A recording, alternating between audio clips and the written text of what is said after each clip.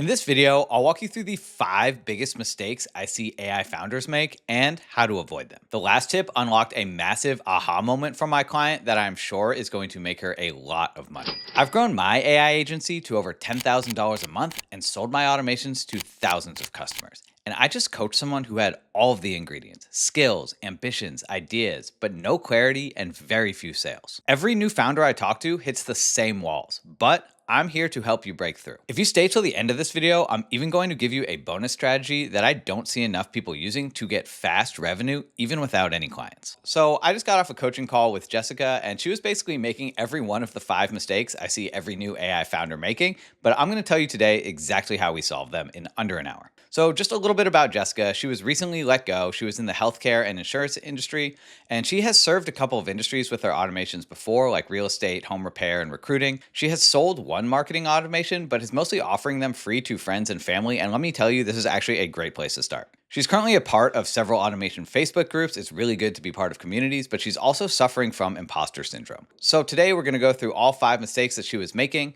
and the solutions to them. Number 1 is clarity and direction. And this is the biggest one that I see every new founder having. And there are basically 3 things that you can do, and they don't cost you any money. The first thing that you can do is figure out your ICP, or your ideal customer profile. And so basically, this is the person that you most want to be working with. So just ask yourself a couple of questions, and this will really help you figure out. So first, what does your dream client look like? What industry are they in? And honestly, even maybe most importantly, what industry are you in? Pull from skills that you already have to get started with AI automation. Don't go chasing what everyone else is doing. You want to find a job that's right for you. So is there an industry that you're already comfortable in? What problems are you currently facing? Is there anything that's taking a lot of time or a lot of money away from these businesses? Do you want to work with clients with bigger budgets? Probably yes, right? Like, what projects do you like working on? Do you like working on projects that create content or build ads? Or again, this is a time for you to identify what's working for you so that you can target the specific client that you actually want to work with. So Jessica basically identified that she was kind of in an intermediate place, that she wasn't quite beginner level. She wasn't super advanced. She considered herself somewhere in the middle school of automation. And so once she kind of had an understanding of who her ideal customer was, she could start working on her positioning statement. And there's a very, very simple formula that will help you figure this out. And it's just a simple sentence. So I help a specific business type automate what specific process to achieve a specific outcome. And here's an example. I help coaches automate their lead nurturing to convert more discovery calls into clients.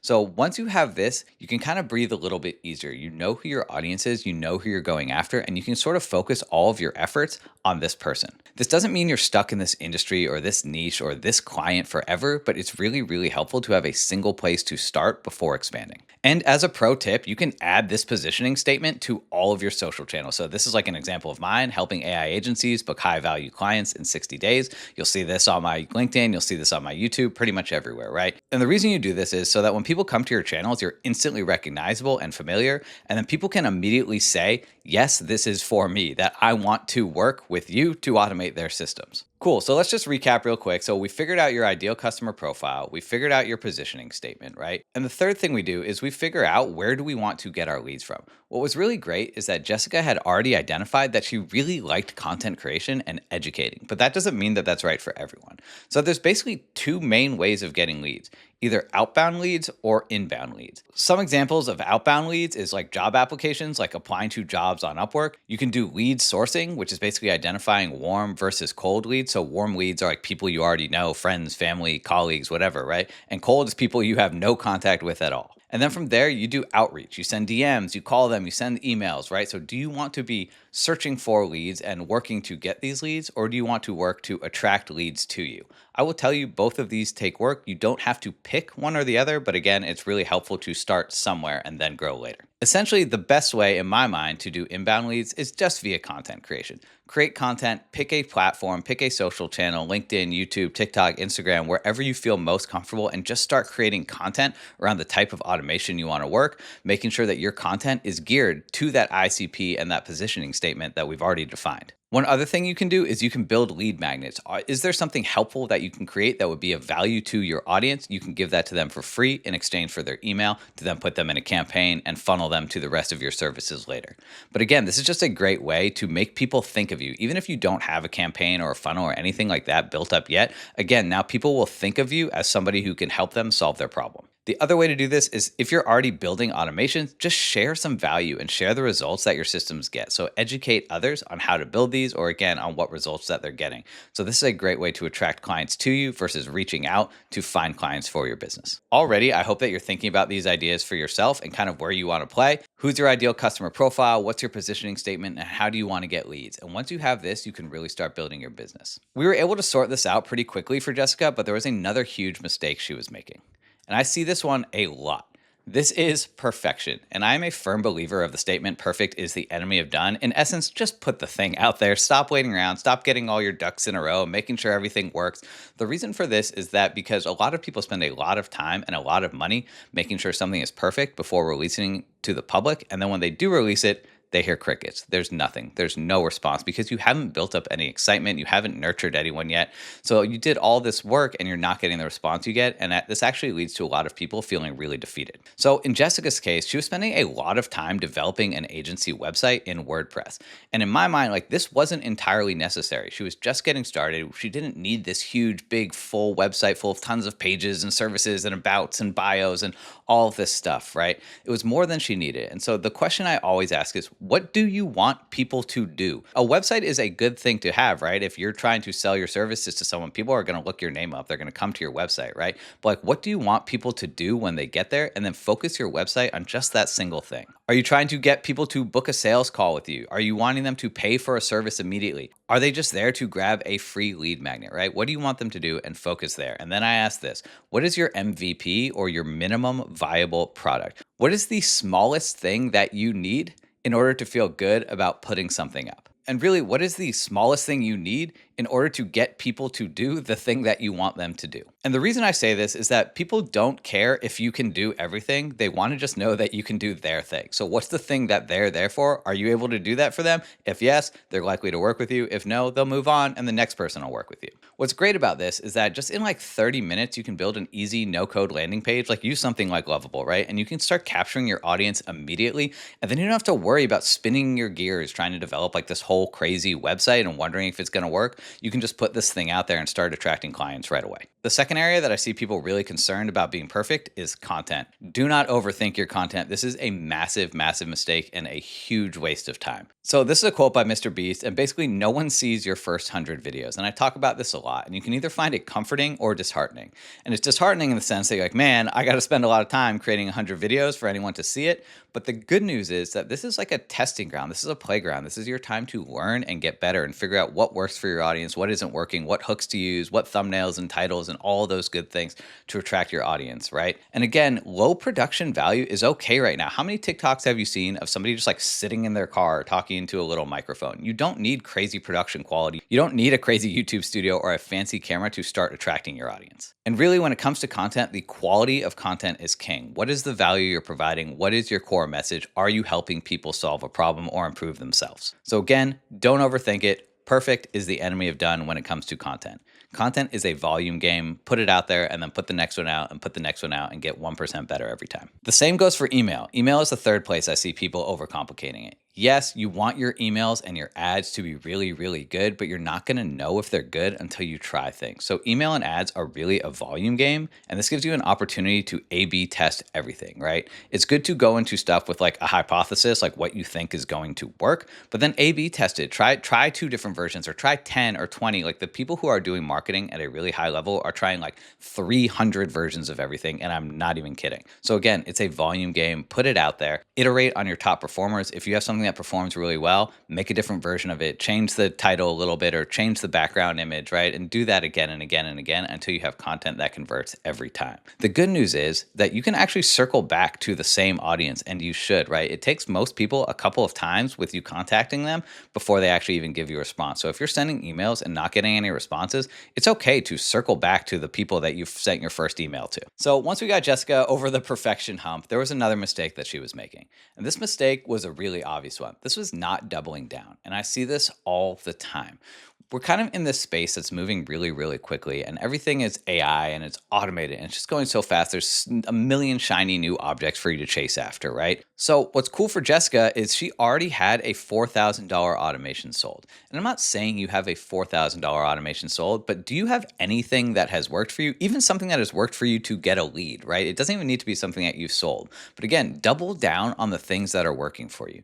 So, Jessica had a $4,000 automation sold, but she was looking for the next thing, right? Can I build a new thing? Can I solve the next problem or create the next solution or build a cool new automation workflow, right? And again, this is unnecessary if you're just trying to make money. Yeah, for like personal growth and development and to build a full agency, it's good to have multiple options or multiple services you provide, right? But if you do have one thing that's making you money, lean into that one thing. It is okay to lean into that thing because if the thing worked for one person, it'll likely work for many. So, what exactly does doubling down or leaning into something look like? Well, there's a couple ways you can do it. One, build like a little landing page for just that product. If you have an automation that does lead generation for real estate, build a separate landing page that is all focused around that and getting people to click to buy this thing from you right here. Give it clear pricing, talk up the results, talk up the benefits, right? Speak to that ICP that we identified earlier. And again, focus all of your call to actions to get them to buy your existing product from you. What's super powerful about this is you've already built the thing. That's why it's so cool.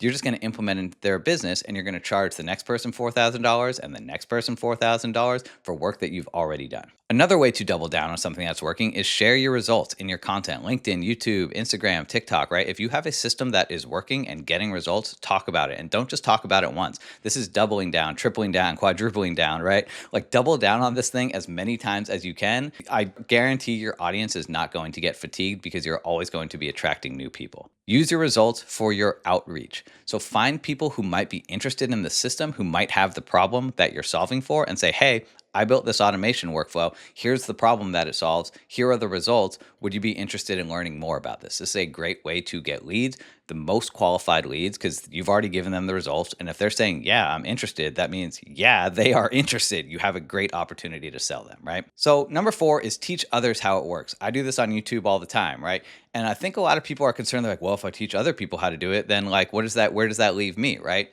The good news is by educating others, you're actually still seen as the expert. And so if people find your content, they're more likely to come to you because you're sort of validated by the audience that you've built, as opposed to someone who is brand new and doesn't have an audience. So by teaching others how it works, you basically have elevated yourself. And if you're showing off a system that you built, again, and how this system works and the results it gets, people are going to come to you and say, hey, I want that for myself. Can you build that for my business? And number 5, what else can you think of? There's just a great opportunity. Are there any other ways that you could double down on existing systems that are working for you? So now that we've identified ways that you can double down, there is the 4th mistake. And I've kind of broken this up into 4A and 4B. And 4A is I see a lot of people who are scared to get started, especially when it comes to content creation. So Jessica was facing like a couple of roadblocks. She thought she was too old. She thought she was not techy enough. She thought she was a she and that most of the AI industry is so male dominated. So she had a lot of self-doubt and was feeling like she wasn't good enough and was facing heavy imposter syndrome. And basically there is only one solution to all of this, and that is straight up tough love. And I basically tell everyone to straight up just get over it. I know that might seem a little bit harsh, but the honest truth is that everyone is out here faking it till they make it at the highest level. But the most important part of this is if you believe in yourself, you can accomplish great things. So you might be faking it till you make it on YouTube or on LinkedIn, right? But do you actually think you're capable of building an automation or building a system that solves someone's problems? If the answer is yes, then go ahead and put yourself out there and then attract that client to you. And honestly, prove yourself right? That is like the biggest win. If you think, I'm not sure if I can build this system, but I'm pretty confident, and you're able to book a client just on that alone, and then you build the system and you execute and you solve the problem, that feels so freaking good. So yes, creating content is super, super weird at first. Let me tell you that it gets much easier, and it gets easier quickly. 4B isn't I'm too scared to start, it's waiting to start. And I mean this in the sense of builds, right? The thing is, you don't actually need clients to build something. And I see this problem a lot, especially with young AI agency founders, is that they're waiting for the paycheck before actually building anything. It feels like a catch-22, right? And you're saying, well, how do I get clients if I haven't already had clients, right? How do I share results if I don't have results? So here's a couple ways that you can get results to build case studies if you haven't worked with clients already. One, build to solve a problem, right? This is a core concept. I've talked about it probably 10 times already in this video, right? Here's a couple places you can go to find existing problems. Go to Upwork, look at the job descriptions that people are putting out there. They're telling you explicitly what problems they are facing and are willing to pay you to solve them for them. So go to Upwork, look at the problems that are on there. Go to Reddit, go to different subreddits, see different industries, see the things that people are complaining about. Reddit is a goldmine for complaints. Same thing for X, same thing for LinkedIn. Talk to your friends and family. Ask your friends and family what industry they're in. Are there any repetitive tasks? Is there anything that's frustrating for them, right? Is there anywhere that automation can help, right? And then if your current job, if you're employed somewhere and this isn't your full-time job, what problems are you facing at your current job? The second option is build for yourself. What problems are you currently facing in your job, in your AI agency, in your personal life, in content creation? Can you build automations to solve these problems? And it's okay to go out there and post your results like, I built an automation that saves AI agencies 10 hours a week, even if the AI agency is your AI agency. Nobody needs to know that. And technically, you're not lying. And number 3 is build for fun. Build something because you think it's cool. You found a problem where you're like, I want to try to create this cool thing. Just build it for fun and then share the results and talk about it. All of this basically leans into the idea of inbound marketing that we talked about in mistake number 1, right? If you're building solutions that solve a problem and you're able to use them as case studies and share the results, people are going to start recognizing you for that and they're going to start coming to you and asking you to build systems for them. Okay, but now I've built these systems. What do I do? Well, let me just go back here to point to all these things. This is the same as doubling down. Now I have these automations built. I can build a landing page for a product. I can share my results in my content. I can use the results for outreach. I can teach others how it works, right? Again, this is all connected, right? So now that you found a couple of automations that you can build them. Just build them on spec for free. You won't make any money out of it out the gate, but you're building the foundations for later to scale and grow and compound over time. So now that we figured out what automations to build and who to build them for, we actually unlocked a massive aha moment for Jessica, which is a mistake that I see costing people a lot of money. And this is ideas hiding in plain sight.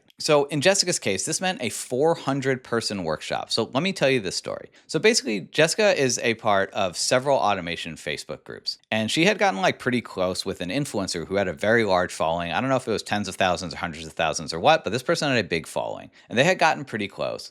And this influencer had invited Jessica to host a beginner workshop with him. The influencer acted as an affiliate, and basically 400 people attended this workshop. And this was a beginner level workshop. It was introducing people to automation, but 400 people attended. This is super, super cool. But here was the problem.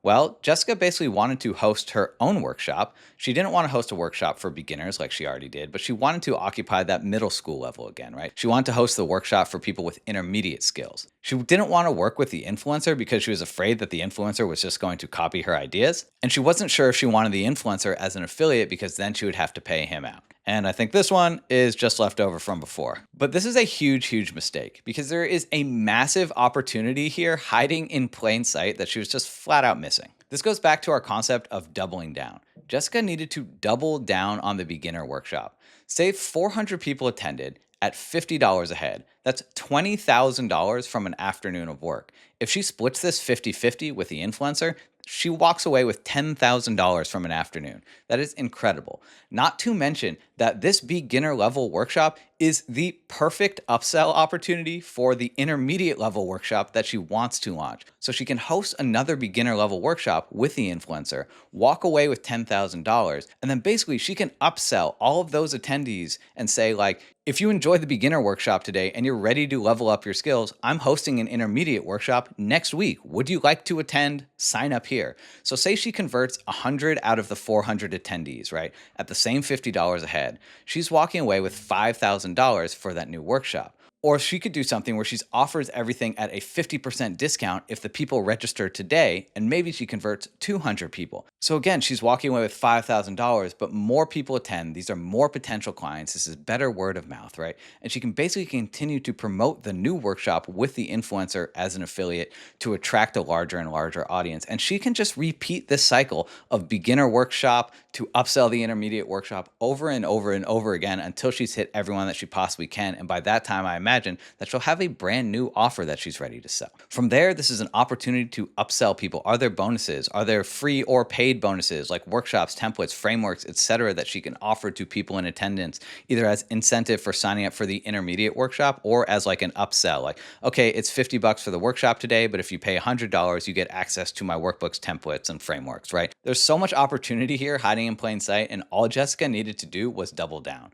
So I'm curious, can you think of any opportunities hiding in plain sight in your life right now? Let me know in the comments what they are and how you're going to take action. And as promised, I said there was a bonus tip, which is how to monetize without any clients. And this is really how I started. This is before I started school, before I started booking clients. This is how I got started in automation. And I was basically just selling my automation workflows as digital products. And I was selling everything on Gumroad. I was honestly selling them for too cheap. I think the most expensive thing I sold was $24 and the cheapest was like $6. I even have a lot of free stuff on there. But that's okay because this allowed me to build workflows that solve problems, that allowed me to talk about my results on social media channels, right? Like number two, vibe market the thing, right? Build the automations, put them on one of these platforms as digital products and vibe market them. Share the results on your social platforms. I show off the builds on YouTube. I talk about them on LinkedIn, right? And then you can share it behind the scenes of you building. You can go into education on how it's built, right? And you can point people, if you want to get this system, go check it out on Gumroad or go check it out on Stan or Etsy or Shopify or Sellify or right, whatever, right?